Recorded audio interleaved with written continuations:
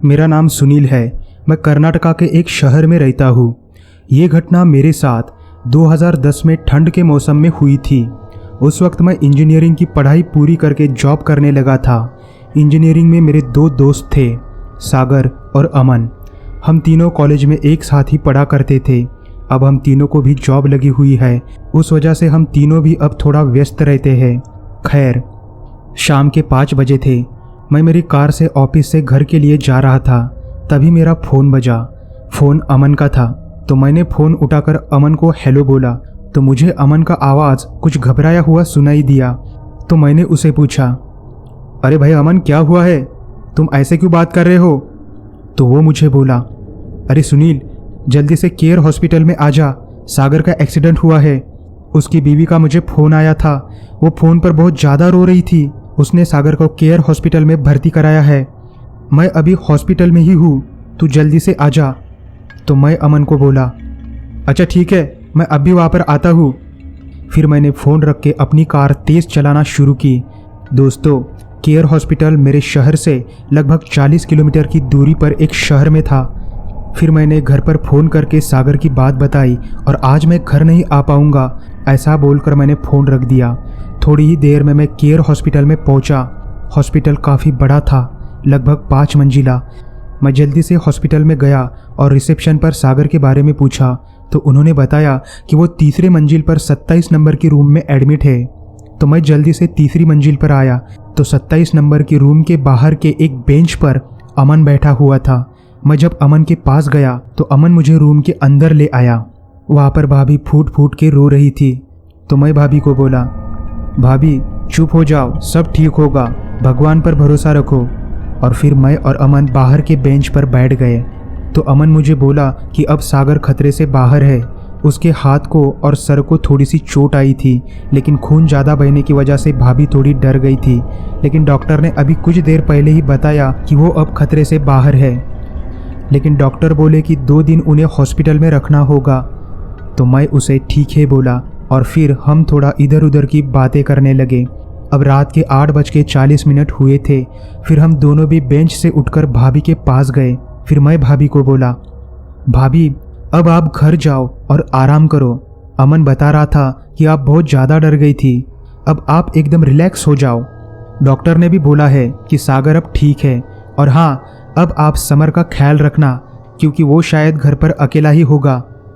तो भाभी बोली, नहीं, वो दादी के साथ है। तो मैं भाभी को बोला, हाँ भाभी, फिर भी आप घर पर जाकर आराम करो, हम दोनों यहाँ पर रुकते हैं। तो भाभी ठीक है बोली और घर पर चली गई। दोस्तों, समर सागर का बेटा था। खैर, भाभी जाने के बाद हम दोनों सागर के पास बैठे हुए थे। सागर अभी भी नींद में ही था। लगभग आधा घंटा हम वहाँ पर बैठने के बाद सागर की नींद खुली। तो मुझे देखकर सागर बोला, अरे सुनील, तू कब आया? तो मैं उसे बोला, शायद 2 या 2.5 घंटे हो रहे होंगे। अब रात के तकरीबन 9:30 हो रहे थे। तो मैं सागर को बोला, सागर, हम तेरे लिए कुछ खाना लाते हैं। तो सागर हमें बोला, मेरे लिए नहीं, हम सबके लिए लाओ। तो मैं उसे हंसते हुए ठीक है बोला और फिर मैं और अमन हम दोनों भी मेरी कार से एक होटल पर आए। हम तीनों के लिए खाना पार्सल ले लिया और हॉस्पिटल में वापस आए। फिर हमने खाना खाया। थोड़ी देर हम तीनों ने बातें की और फिर सागर सो गया। अमन को भी अब नींद आ रही थी, तो अमन भी पास में रखे एक छोटे से सोफे पर सो गया। अब मैं रूम के बाहर पैसेज में आया। अब रात के 11:30 हो चुके थे। हॉस्पिटल में पूरी तरह से सन्नाटा छाया हुआ था। फिर मैं रूम के बाहर रखे उस बेंच पर बैठ गया। बैठे बैठे ही मुझे नींद आ रही थी, तो मैं उसी बेंच पर सो गया। हालांकि ठंड का मौसम होने के बावजूद भी मुझे उस हॉस्पिटल में ज़्यादा ठंड नहीं लग रही थी। अब रात के 1:30 बज चुके थे। किसी आवाज़ की वजह से मेरी नींद खुली। फिर मैं उस बेंच पर उठकर बैठ गया, तो मेरी दाई और 21 नंबर की रूम में से एक औरत, जिसने सफ़ेद गाउन पहना था, वो एक व्हील चेयर पर बैठकर वो व्हील चेयर चला रही थी और मेरी तरफ आ रही थी। मैंने जब उसे गौर से देखा तो वो बिना पल के झपके ही आगे की ओर देख रही थी और उस व्हील चेयर को अपने हाथ से चला रही थी। मुझे लगा शायद वो भी इसी हॉस्पिटल में भर्ती होगी। अब वो व्हील चेयर चलाते चलाते मेरे पास आई।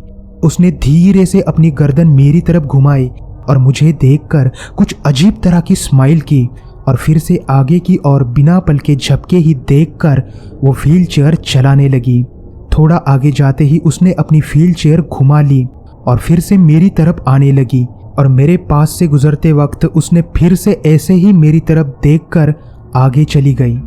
मैंने घड़ी में देखा तो अब रात के 1:45 हो रहे थे। तो मुझे लगा कि आखिर इतनी रात को यह औरत यहाँ क्यों घूम रही है। तो मैंने एक बार फिर से मेरी नज़र उस औरत पर डाली, लेकिन अब वहाँ पर कोई भी नहीं था। फिर मैं सोच में गिर गया कि ये औरत अभी तो यहाँ थी, फिर कहाँ चली गई।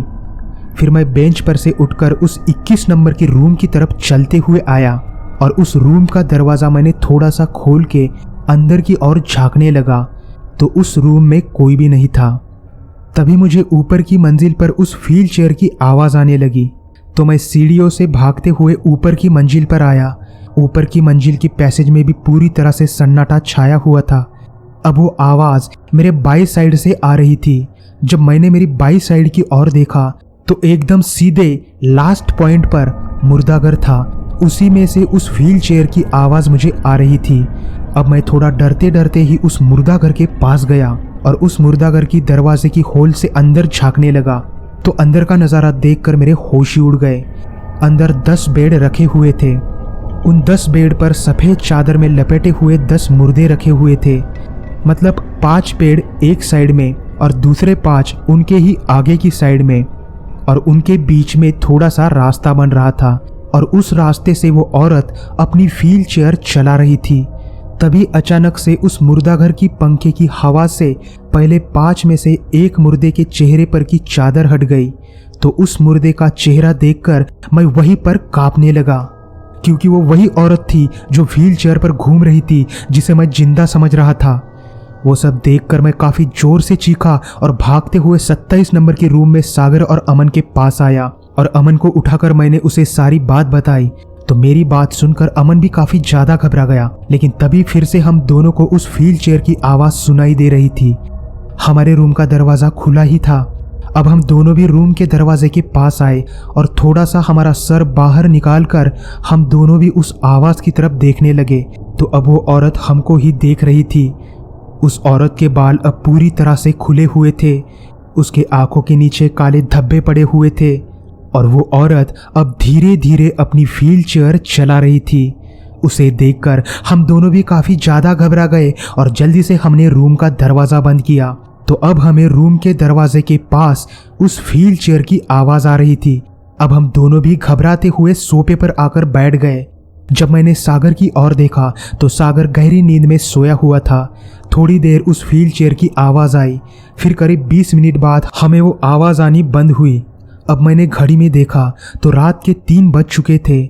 अब हम दोनों भी उस सोफे पर बैठे हुए थे और काफ़ी ज़्यादा घबराए हुए थे, लेकिन फिर हम दोनों को भी बैठे बैठे ही कब नींद आ गई हमें पता ही नहीं चला। सुबह हुई तो मेरी नींद खुली। जब मैंने घड़ी में देखा तो सुबह के 7 बज चुके थे। फिर मैंने अमन को उठाया और हम दोनों भी रिसेप्शन पर आ गए। वहाँ पर एक मैडम जी थी जो कुछ लिख रही थी। उसके पास जाकर हमने उसे कल रात की सारी बात बताई तो वो हमें बोली, अरे तुम जिस औरत की बात कर रहे हो उसका 2 महीने पहले ही एक्सीडेंट हुआ था और वो 21 नंबर के रूम में एडमिट थी। वो घूमने फिरने के लिए उसी व्हील चेयर का इस्तेमाल करती थी, लेकिन एक रात वो अपने रूम से बाहर निकलकर व्हील चेयर पर घूम रही थी। वो थोड़ा आगे आते ही तीसरी मंजिल की सीढ़ियों से उस व्हील चेयर के साथ ही गिर पड़ी और वहीं पर मर गई। तब से वो औरत रात को उस व्हील चेयर पर घूमती हुई काफ़ी लोगों को दिखी है।